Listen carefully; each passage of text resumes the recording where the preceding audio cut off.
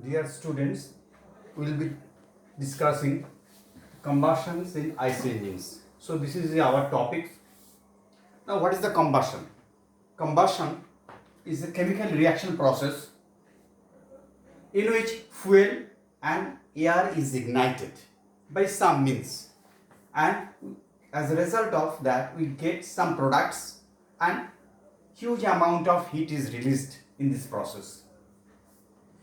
So what is the consequences of heat released? If the heat is released, then so we will get a pressure inside the IC engines, internal combustion engines. So that's why I am writing the rate of pressure rise inside the engine is proportional to the QR. QR means heat released. Now here one thing has to be understand that heat is released. Suppose there is a combustion, this is our engines, and here some heat is released, QR. QR is the amount of heat released. But some heat is also lost to the atmosphere. Suppose that is the QL.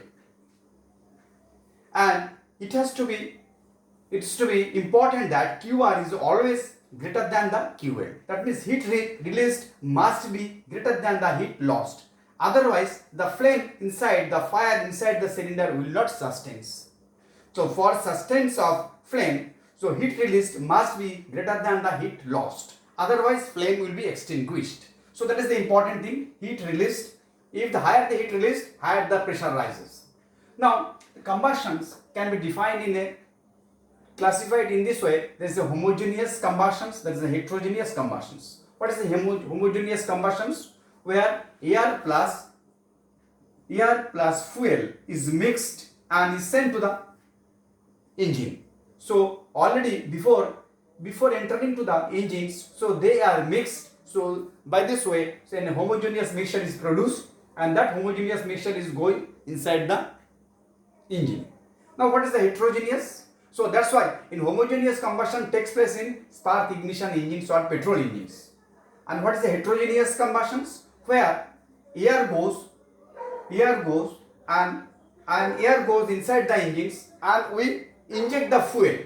So that mixing of air and fuel is not homogeneous. So that's why this type of combustion is called heterogeneous, and this heterogeneous combustion is taking place in CI engines or compression ignition engines. That's the diesel engines.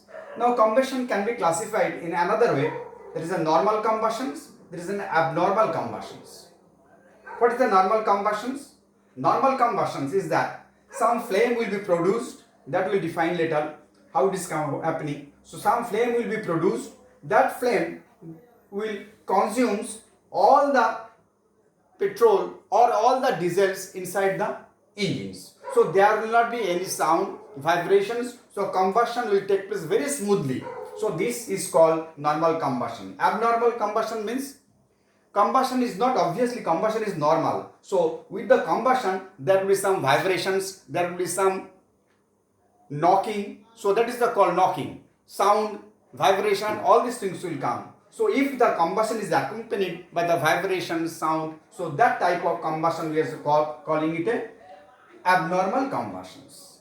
Now let us discuss in the homogeneous combustions. In homogeneous combustion, so I have told, is happening in the spark ignition engine. So this is our engine. So this is the inlet valve. This is our inlet valve, IV, and this is our exhaust valve. So this portion, this is the TDC, top dead center, and this is the BDC, and this is the piston. This is the stroke length. This is the stroke length. Now piston, suppose is going from the TDC to BDC. At that time the inlet valve is closed or has started opening. Initially it was closed. Now when it is going from the TDC to BDC, the inlet valve is opening. Now in the petrol engine, there is a carburetor is there. What is the function of the carburetor? Carburetor mixes the fuel and air. Petrol is coming and the air is coming. They are mixing in the carburetor, and after that goes inside the engine. So that mix, that petrol plus air, that we are calling it a pre-mix charged. Pre-mix means already petrol and air has been mixed. So this mixed charge we are calling it a pre-mix charge, that is going inside the engine. Now so what is happening? Piston is going from the TDC to the BDC, and the premix charge is going inside the cylinders. So this process is called suctions. Now when the piston has reached the bottom dead centers and is going this sides, that at that time inlet valve and the exhaust valve both are closed. So that process we are calling it a compressions. So at that process, at the end of the compressions, the pressures inside the cylinder has raised. At that time what we do? We spark. So this is the spark plug. Spark plug we are igniting by high voltage. We are sparking two electrodes end. There is the positive and negative electrodes. At two ends we are striking. High voltage we are creating between the two electrodes. So there is spark. As a result of this spark, what will happen? Some charge will catch fire. So catch fire, and that will produce one flame. So this is flame, we are calling it a flame front. This flame we are calling it a flame front. So what is happening, you see, the flame front, this sides, this will be combustible gas. The left hand side of this side will be combustible gas. That means already gas has become burned. And what is the right side of this? That is the fresh charge. So fresh charge. Now this flame front has produced. Now flame front's fresh charge is there. What is the fresh charge? Petrol plus air, that is the premix charge. So this flame front will travel these sides. So this velocity with which the flame will travel or flame front will travel is called flame front velocity or VF. VF is the flame front velocity. So what is the amount of magnitude of the flame front generally in the IC engines? 0.4 meter per second or 1.5 kilometer per hour.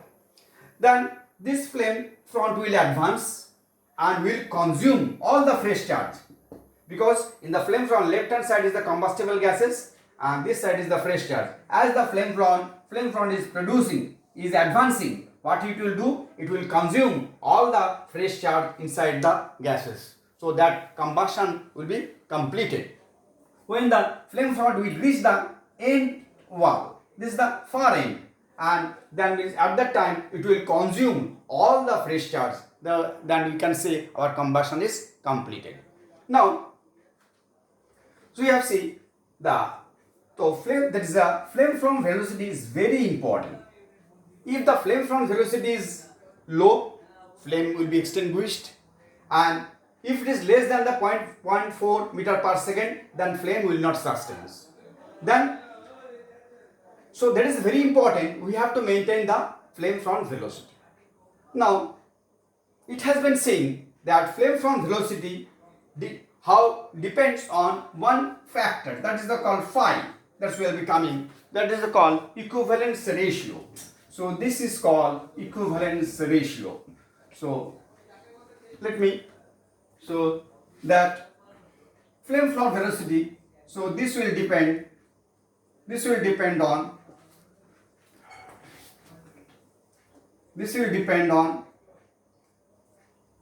flame. So this VF will depend on phi, is called equivalence ratio. Equivalence ratio. What is the equivalence ratio? This ratio is nothing but a fuel air ratio actual by fuel air ratio stoichiometric.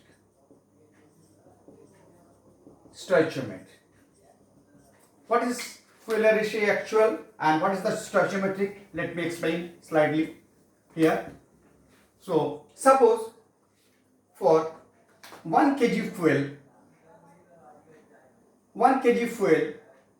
theoretically 1 kg fuel, theoretically I need 12 kg of air.